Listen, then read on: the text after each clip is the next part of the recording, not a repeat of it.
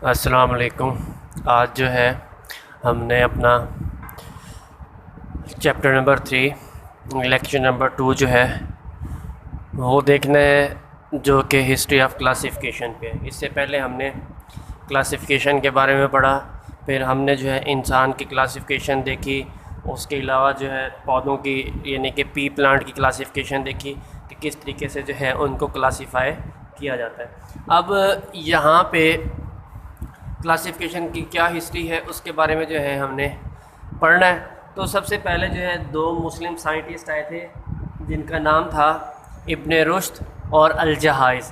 इन्होंने जो है डिफरेंट चीज़ों के ऊपर काम किया था। जैसे इब्न रुश्द ने जो है 350 जो है स्पीशीज़ के बारे में बताया था प्लांट्स की। इसी तरह इब्न रुश्द ने जो है वो अरबी में तर्जमा किया था किताब का। एरिस्टोटल की जो किताब थी डी एनीमिया, उसका अरबिक में ट्रांसलेशन की थी। उसके बाद उसके अलावा और भी बहुत सारे जो है साइंटिस्ट आए जिन्होंने अपना अपना जो है काम सरअंजाम दिया। जैसे एंड्रियास कैसलपिनो है, पहला एंड्रियास कैसलपिनो जो 1519 से 1603 के दरमियान में आया एडी में। उसने जो है प्लांट्स को 15 ग्रुप्स के अंदर जो है क्या किया, डिवाइड किया। प्लांट्स को 15 ग्रुप्स के अंदर डिवाइड किया और उनको नाम दिया जेनरा का। इसी तरह जॉन रे आया 1627 से 1705 के अंदर। तो इसने जो है प्लांट्स के क्लासिफिकेशन के ऊपर जो है अपनी पब्लिकेशंस की। इसी तरह अगस्टस रिवाइनस है, ये 1765 से 1723 एडी में आया और इसने जो है फाना ऑफ ऑर्डर यानी कि इसने जो है इंट्रोड्यूस करवाया ऑर्डर का टैक्सॉन जो है नया टैक्सॉन मुतारिफ़ कराया था ऑर्डर का। इसी तरह टोर्नीफोर्ट ने जो है 1665 से 1708 एडी में आया और इसने जो है स्पीशीज़ और क्लास का टैक्सा जो है वो मुतारिफ़ करवाया। इसी तरह लास्ट में कार्लस लीनियस आया। कार्लस लीनियस 1707 से 1778। इसने जो है फिज़िकल करैक्टर की बेस के ऊपर फिज़िकल करैक्टर की बेस के ऊपर क्या किया, इसने जानदारों को डिवाइड किया, स्पीशीज़ को डिवाइड किया। इसने एक और काम सरअंजाम दिया था जिसको बाइनोमियल नोमेनक्लेचर कहते हैं, जो कि बहुत मशहूर है और उसी काम की वजह से इस कार्लस लीनियस को जो है उस नाम की वजह से बहुत ज़्यादा पहचान मिली। उसके बाद हिस्ट्री ऑफ क्लासिफिकेशन में सबसे जो पहला क्लासिफिकेशन सिस्टम है टू किंगडम क्लासिफिकेशन सिस्टम है, जो कि बहुत ज़्यादा एंशिएंट है। बहुत ज़्यादा क्या है, एंशिएंट है। अगर आप हिस्ट्री ऑफ क्लासिफिकेशन में एरिस्टोटल के बारे में जानते हैं, स्टार्टिंग के अंदर लिखा हुआ है एरिस्टोटल के बारे में कि एरिस्टोटल ने जो है तमाम जानदारों को दो ग्रुप्स में तकसीम कर दिया था। एक को नाम दिया था प्लांट्स का और एक को एनिमल्स का, प्लांटी और एनिमेलिया। अब इसने जो है एरिस्टोटल ने ही क्या किया, इनको दो ग्रुप्स में तकसीम कर दिया, प्लांटी और एनिमेलिया में। मतलब इसने जो है प्लांट्स और प्लांट की तरह जितने भी दूसरे स्ट्रक्चर्स थी उनको किंगडम प्लांटी में रख दिया और बाकी जो बचे यानी कि एनिमल्स और एनिमल लाइक स्ट्रक्चर्स जितनी भी थी उनको किंगडम एनिमेलिया में जो है रख दिया। या फिर इसने एक और टर्म यूज़ की ऑटोट्रॉफिक और हेटरोट्रॉफिक की। इसने जो है जितने भी जानदार थे जो अपनी खुराक खुद तैयार कर सकते थे उनको उठाकर जो है किंगडम प्लांटी में रख दिया और जो अपनी खुराक खुद तैयार नहीं कर सकते थे उनको किंगडम एनिमेलिया में रख दिया। या हम ये भी कह सकते हैं किंगडम प्लांटी को हम ऑटोट्रॉफ भी कहते हैं और किंगडम एनिमेलिया को हेटरोट्रॉफ भी कहा जाता है।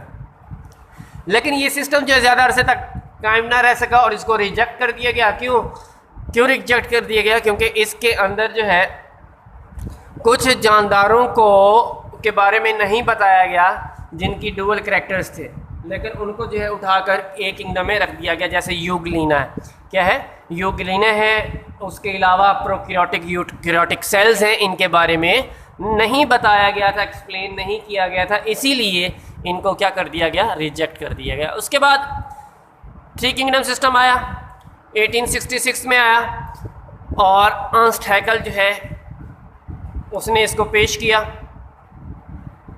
यानी कि 1866 में अर्नस्ट हैकल ने एक थर्ड किंगडम सिस्टम जो है वो प्रपोज किया और उसका नाम रखा किंगडम प्रोटेस्टा। किंगडम प्रोटेस्टा मतलब इसने जो है इन थ्री किंगडम सिस्टम यानी कि प्रोटेस्टा के अंदर ऐसे जानदारों को अकोमोडेट किया जिनके अंदर डुअल कैरेक्टर्स थे, जैसे कि यूग्लिना, क्या यूग्लिना। उसके अलावा कुछ बैक्टीरिया थे जिनको जो है इस किंगडम में रख दिया गया। लेकिन एक मसला तो हल हो गया जिसकी वजह से टू किंगडम सिस्टम जो रिजेक्ट हुआ था। वो मसला कौन सा था?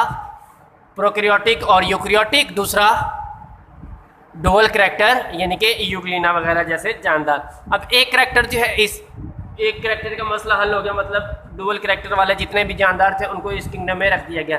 लेकिन अभी तक जो है जो दूसरा ऑब्जेक्ट था प्रोकैरियोटिक और यूकैरियोटिक सेल के बारे में एक्सप्लेन नहीं किया गया, इसीलिए थ्री किंगडम सिस्टम को भी क्या कर दिया गया? रिजेक्ट कर दिया गया। उसके बाद आया five kingdom classification system. Five kingdom classification system जैसे स्टार्ट हुआ तो 1937 में एक साइंटिस्ट आया जिसका नाम था ई चैटन। नाम था। उसने क्या किया? उसने आते ही सबसे पहले प्रोकैरियोटिक और यूकैरियोटिक की जो टेक्निक थी, टर्म थी, इसको एक्सप्लेन कर दिया। प्रोकैरियोटिक और यूकैरियोटिक की टर्म को क्या कर दिया? एक्सप्लेन कर दिया। उसके बाद 1967 मतलब 30 साल बाद एक और साइंटिस्ट आया जिसका नाम था रॉबर्ट विटेकर। क्या नाम था? Robert Whitaker. उसने जो है क्या किया? तमाम जानदारों को उठाया और 5 किंगडम सिस्टम में जो है वो क्या कर दिया? तकसीम कर दिया। इसीलिए 5 किंगडम क्लासिफिकेशन सिस्टम जो किसने प्रपोज किया था? रॉबर्ट विटेकर ने। कब किया था? 1967 में। किस बेस पे किया था? 2 चीज़ों की बेस के ऊपर। एक लेवल ऑफ सेलुलर ऑर्गेनाइजेशन यानी कि सेल जो है प्रोकैरियोटिक है, यूकैरियोटिक है, यूनिसेलुलर है, मल्टी सेलुलर है। दूसरा मोड ऑफ न्यूट्रिशन यानी कि वो क्या खाता है, खाना जो है फोटोसिंथेसिस है, अब्जॉर्ब करता है या इंजेक्शन करता है, किस तरीके से जो है वो अपनी खुराक तैयार करता है और इस्तेमाल करता है। इन 2 बेसिस के ऊपर जो है इसने क्या किया? तमाम जानदारों को उठाया और 5 किंगडम सिस्टम में जो है क्या कर दिया? तकसीम कर दिया। और वो 5 किंगडम सिस्टम कौन से थे?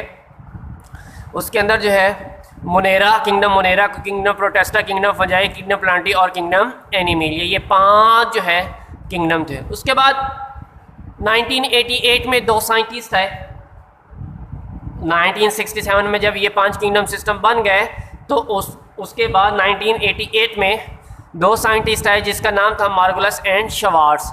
मार्गुलस और शवार्ट्स ने जो है ये जो 5 किंगडम क्लासिफिकेशन सिस्टम था इसके अंदर थोड़ी सी मॉडिफिकेशन की। मॉडिफिकेशन जो है कैसे की? जैसे रॉबर्ट विटेकर ने 2 चीज़ों के ऊपर की थी, इन्होंने 3 चीज़ों के ऊपर की। 2 चीज़ें विटेकर की थी, तीसरी चीज़ जो है इन्होंने ज़्यादा एक्स्ट्रा डाल दी। वो क्या थी? एक तो मोड ऑफ न्यूट्रिशन, पहला कौन सा है? Mode of nutrition. दूसरा सेलुलर ऑर्गेनाइजेशन। तीसरा जेनेटिक्स, जीन्स को स्टडी करते हुए जो है इन्होंने क्या किया था? जानदारों को तकसीम कर दिया। मतलब किंगडम वही थे 5 के 5, लेकिन उनके अंदर जो है थोड़ी थोड़ी जो है उन्होंने इजाफा कर दिया। इसीलिए वर्क ऑफ मार्गुलस एंड शवार्ट्स बोला जाता है इनको, कि इन्होंने जो है मॉडिफिकेशन की थी रॉबर्ट विटेकर के 5 किंगडम सिस्टम में। किसकी बेस के ऊपर? जेनेटिक्स की बेस के ऊपर, सेलुलर ऑर्गेनाइजेशन की बेस के ऊपर और मोड ऑफ न्यूट्रिशन की बेस के ऊपर। और उन्हीं में जो है 5 किंगडम सिस्टम में मल्टीप्लाई कर दिया था जैसे वो थे। उसके बाद यहाँ पे 5 किंगडम क्लासिफिकेशन सिस्टम है।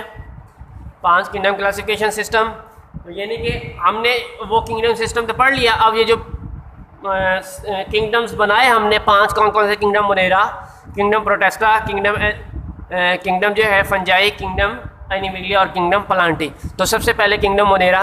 किंगडम मोनेरिया के अंदर सबसे जो अहम बात है वो ये है कि इसके अंदर जितने भी जानदार थे वो एक तो यूनिसेलुलर थे, दूसरा प्रोकैरियोटिक थे। यूनिसेलुलर थे और प्रोकैरियोटिक थे जो किस सूरत में रहते थे?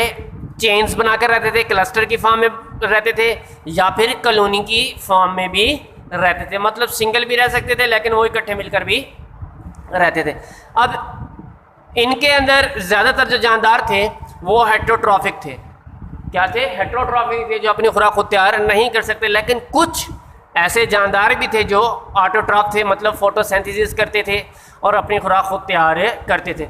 इस किंगडम सिस्टम के अंदर जो है ज़्यादातर बैक्टीरिया रखे गए और साइनोबैक्टीरिया रखे गए और कुछ यूनिसेलर जानदार रखे गए। उसके बाद दूसरा किंगडम क्लासिफिकेशन सिस्टम था किंगडम प्रोटेस्टा। किंगडम प्रोटेस्टा के अंदर जो है 3 किस्म के जानदार रखे गए, क्योंकि ये क्या थे, इसके अंदर जितने भी जानदार थे वो क्या थे, यूकैरियोटिक थे लेकिन सिंपल मल्टीसेलर थे।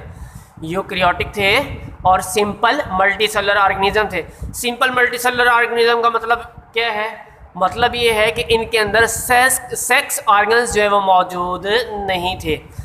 अब इनके अंदर 3 तरह के जानदार रखे गए, एल्गी, प्रोटोजोन्स और फंगस लाइक बॉडीज़। सबसे पहले एल्गी आपको पता ही है, हम बात करते हैं वल्वक्स की, एक क्या है, ग्रीन एल्गी है।